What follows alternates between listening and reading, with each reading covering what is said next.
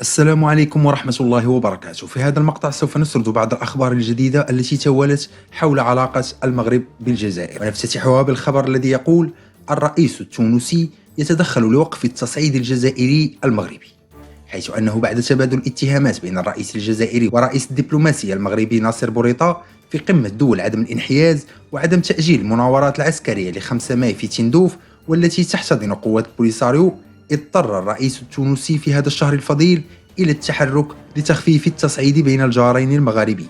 وفي اتصاله مع الرئيس الجزائري تأكد للرئيس قيس سعيد أن محاولته ستكون لها نتائج محدودة، ويرى البعض أن الرئيس الجزائري يعد عقبة مركزية لأن مقاربته لقضية الصحراء أكثر تشددا من بوتفليقة، وهو ما توقعه الأمين العام للأمم المتحدة، ونقل عنه أن مهمة المبعوث الجديد خلفا لهوريس كوهلر لن تكون سهلة على الإطلاق.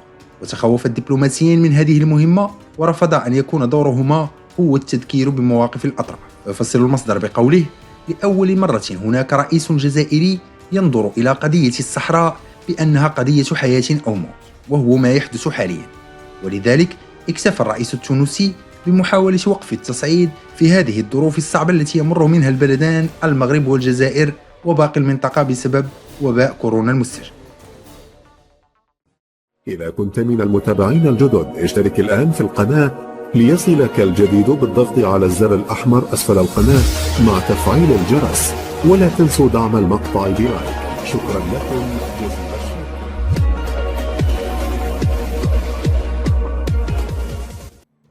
وفي خبر آخر تحت عنوان: تروي كلارك يفتح تحقيقا حول وصول السلاح الأمريكي إلى البوليساريو والكونغرس يحذر، حيث أنه بعد توصل الجزائر بآخر شحنة من ناقلات نافستار الأمريكية ولأول مرة بترقيم خاص معمم الآن على كل دول القارة السمراء، قرر مجلس الإدارة التحقيق في الوصول المحتمل للأسلحة الأمريكية إلى جبهة البوليساريو.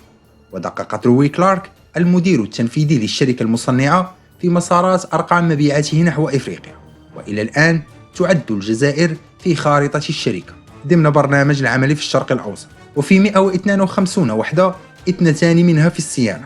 أوردت الشركة أن نقل الآليات دخل منذ تولية شنقريحة لمهامه رئيسا لأركان الجيش الجزائري في بند السرية العالية، وهو ما أربك الأمريكي. ولم تتمكن واشنطن من الخروج بنتائج واضحة في التحقيق الذي أجراه البنتاغون في موضوع بيع الأسلحة للجزائر، وقد خلص إلى محاولة العاصمتين الرباط والجزائر مواصلة صنع المفاجأة الاستراتيجية. وإن جمد كورونا طموح البلدين الجارين فإنه لم يغير من الأجندة وعقيدة التنافس بين البلدين. كما أن المصدر يكشف أن الكونغرس أطلق تحذيرا شديد اللهجة في حال وصول أي قطعة سلاح أمريكي وناقلات إلى البوليساريو.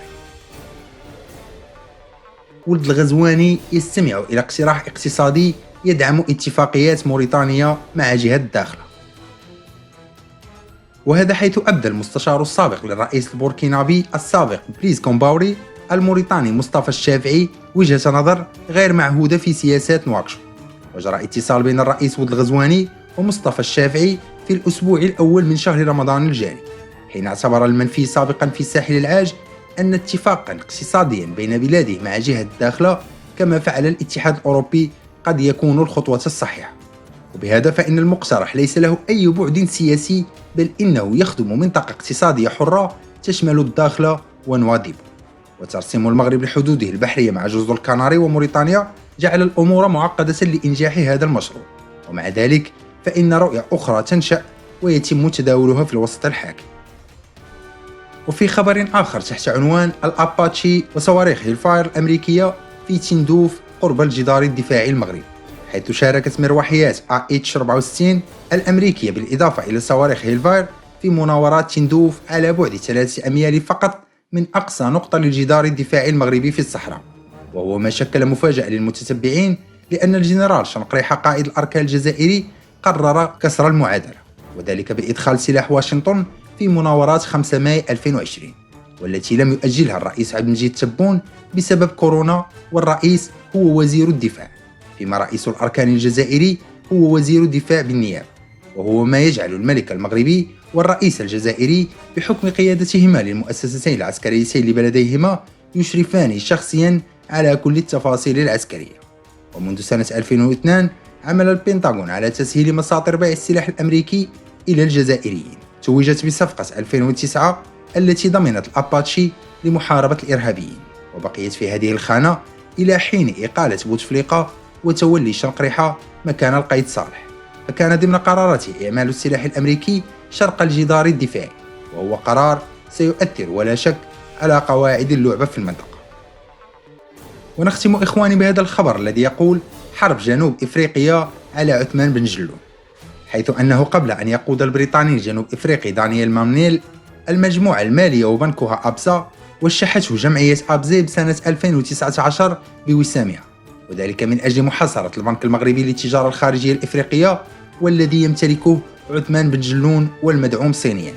وبهذا فإن الاجتماع الذي أهل مامنيل لمنصبه الحالي ذكر اسم المصرفي المغربي 3 مرات مصحوبا برفض الهيمنة الصينية على إفريقيا في أكثر من تدخل.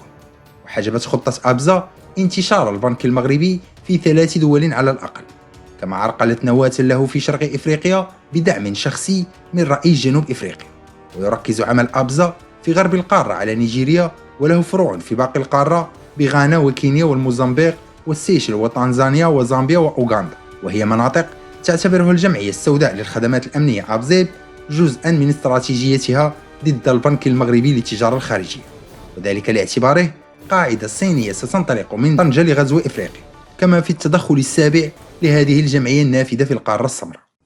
إذا كنت من المتابعين الجدد اشترك الآن في القناة ليصلك الجديد بالضغط على الزر الأحمر أسفل القناة مع تفعيل الجرس، ولا تنسوا دعم المقطع بلايك. شكرا لكم جزيلا.